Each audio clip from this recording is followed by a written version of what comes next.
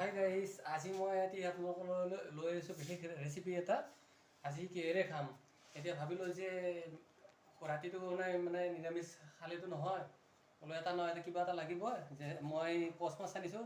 আহকচোন তেনেহ'লে চাই লওঁ কচ মাছখিনি কেনেকৈ বনাওঁ। আৰু কচ মাছ বনাম খুটি টেঙা আৰু আলু, তাৰ লগত আছে আপোনাৰ পটল ফ্ৰাই কৰিম।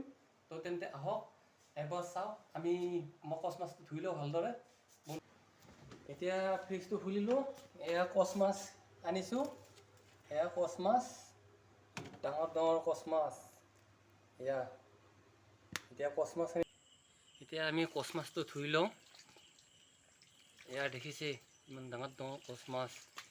এয়া সুন্দৰকৈ একদম হেৰি কৰি লৈছোঁ, ধুই লৈছোঁ, কাৰণ বাহিৰৰ পৰা অনা বস্তু এইটো।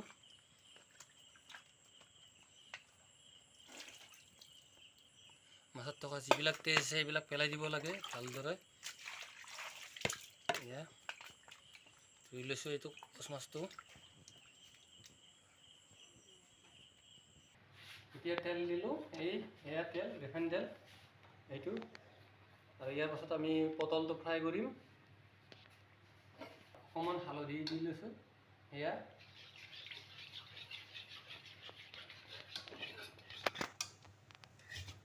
এতিয়া আমি পটলকেইটা দি লওঁ।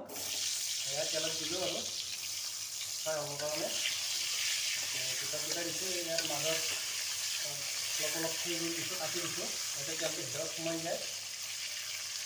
দেখিছে পূৰা তেলত ডুবাই দিছোঁ। এতিয়া নিমখ অলপ দিলোঁ। কালাৰ আহিছে আৰু এতিয়া অকণ সময় তেলটো সেই কৰিবৰ কাৰণে দিছোঁ আৰু চুই লোৱাৰ কাৰণে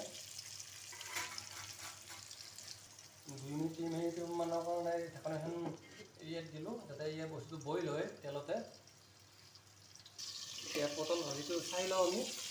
এয়া খুব সুন্দৰ হৈছে।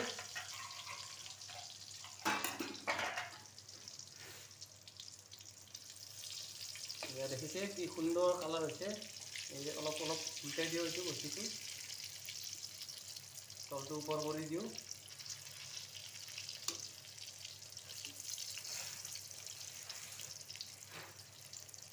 সুন্দৰ কালাৰ হৈছে। ঢাকনিখন আকৌ অলপ দি থৈ দিওঁ, বইলটো হৈ লওক আৰু ভালদৰে। এতিয়া আমি ঢাকনিখনেৰে চাই লওঁ। বাহ, সুন্দৰ হৈছে। এতিয়া আমাৰ পটল ফ্ৰাই হৈ গ'ল। দেখিছে কি সুন্দৰভাৱে কালাৰ হৈছে এই পটলটো। আপোনালোকৰ এই ডিছটো বনালে এইবিলাক মাজেৰে অলপ অলপ কাটি দিব। এতিয়া আমি পটলটো ফ্ৰাই হৈ গৈছে, এতিয়া থওঁ। ইয়াৰ পাছতে আমি মেথিছটো বনাওঁ।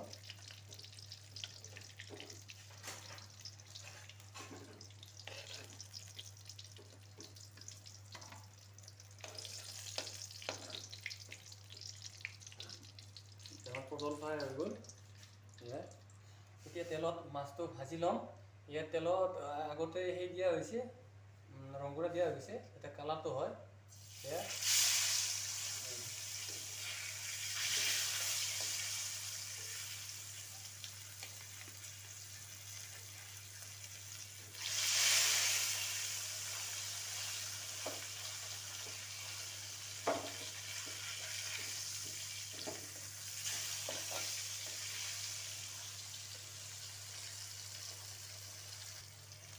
এতিয়া দুই পিচকৈ এই মাছটো ভাজি ল'ম, কাৰণ মাছৰ পিচটো ডাঙৰ মাছ হয় কচ মাছৰ এই টুকুৰাবিলাক। কাৰণ 3 পিচো নধৰে, 2 পিচো মানে কিবাকৈ ধৰে আৰু ডাঙৰ টুকুৰাটো। এতিয়া আমি বস্তুটো ফ্ৰাই হৈ ল'ব দিম। এতিয়া কিছু সময় ফ্ৰাই হওক।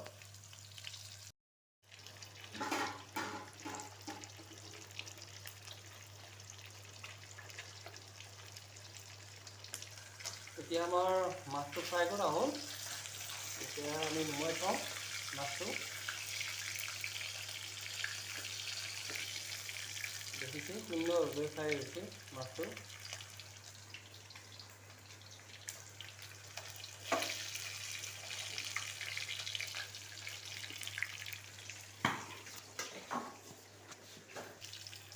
এতিয়া এতিয়া মাছখিনি আমাৰ লোৱা হ'ল ভাজি পেলাই। এতিয়া তাৰপাছত আমি বাকীখিনি আমি ৰেডি কৰি লওঁ।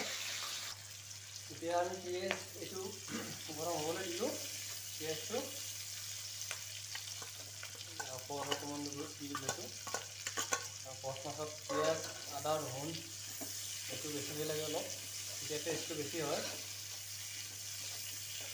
আৰু আপোনালোকৰো এনেকুৱা ভাল ৰেচিপি থাকিলে মোক কমেণ্টত জনাব। আৰু মোৰ এই ব্লগটো চাই আপোনালোকক কেনেকুৱা লাগিলে জনাব।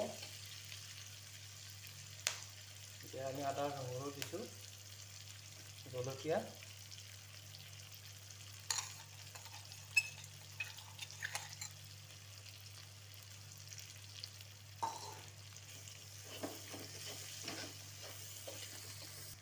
এতিয়া অকণমান হালধি দিছোঁ, কালাৰটো ধুনীয়া হৈ যাব।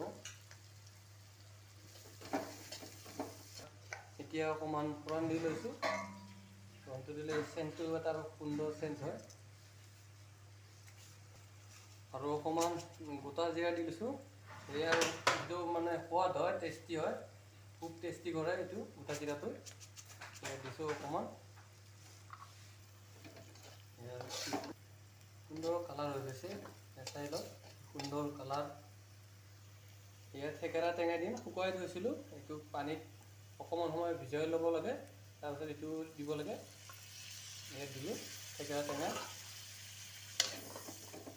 কচ মাছ হওক, বল্লি মাছ হওক, এইবিলাক অলপ থেকেৰা টেঙাৰে খালে খুব সোৱাদ লাগে। আৰু আপোনালোকেও এই বস্তু বনাই চাব, ৰেচিপিটো খুব সুন্দৰ ভাল লাগে। আৰু বেছি টান নহয়। এতিয়া আমি পানী দি লওঁ। এই ৰেচিপিটো বেছি টান নহয়, খুব সহজতে কৰিব পাৰি। আপোনালোকে দেখা পাই আছে, খুব সহজতে হয় আৰু এই ৰেচিপিটো। এতিয়া আমাৰ আঞ্জাটো দেখিছেই কেনেকুৱা কালাৰ হৈছে। এতিয়া মাছটো দি লওঁ। এয়া মাছ, মাছটো দি লওঁ, সুন্দৰ হ'ব। এতিয়া আপোনালোকেও ট্ৰাই কৰি চাব, থেকেৰা টেঙাৰে কেনেকুৱা হয়, নিশ্চয় ভাল পাব।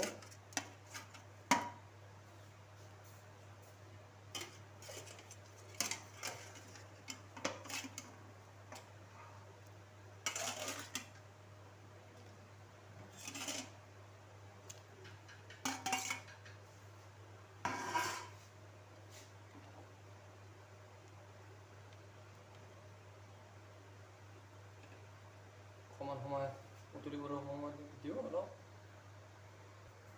এতিয়া আমাৰ মাছটো হৈ গ'ল।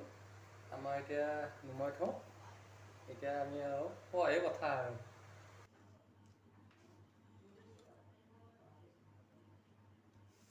এতিয়া আমি খাওঁ আৰু এতিয়া বটল লৈছোঁ, ভাত, মাছ, এইটো কচ মাছ, এয়া কচ মাছ, আৰু কচ মাছৰ এইটো আঞ্জাটো টেঙাৰ।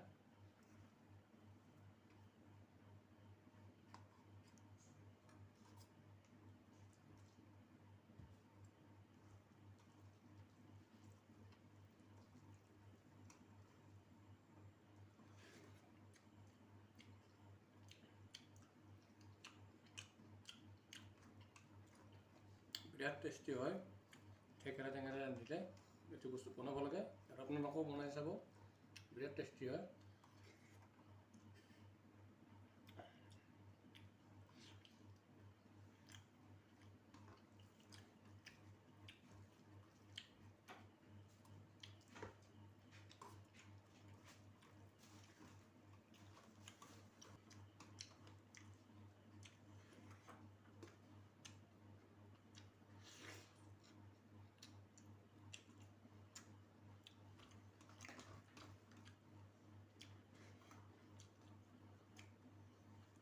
কচ মাছৰ এইবোৰ মাছটো বিৰাট টেষ্টি হয়।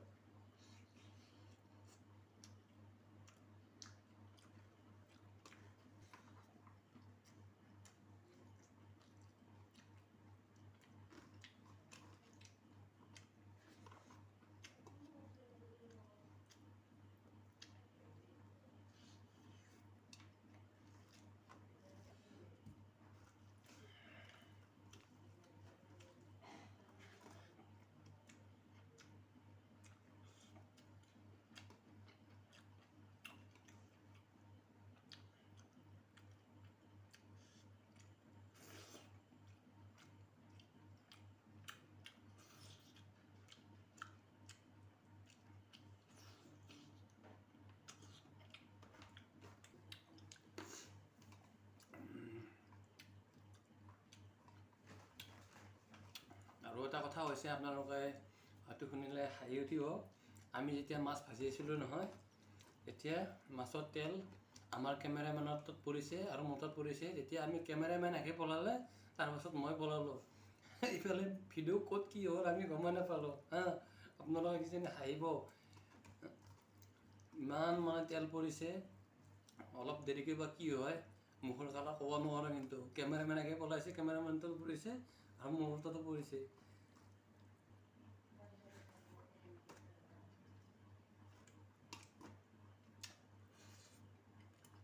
আৰু আপোনালোকে এই মাছটো ভাজিলে বিৰাট সাৱধানতাৰে সেইটো ভাজিব, কাৰণ এই মাছটোৰ তেলটো বহুত তেল হয়, বহুত চিটকি যায় মুখেৰে।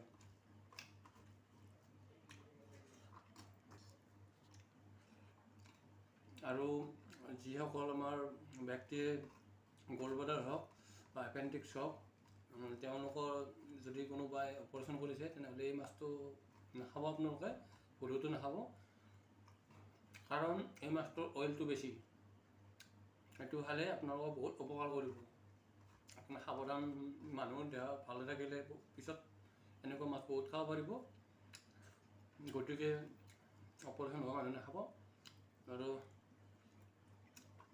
এতিয়া মোৰ সম্পূৰ্ণ খোৱা হ'ল। Bye bye.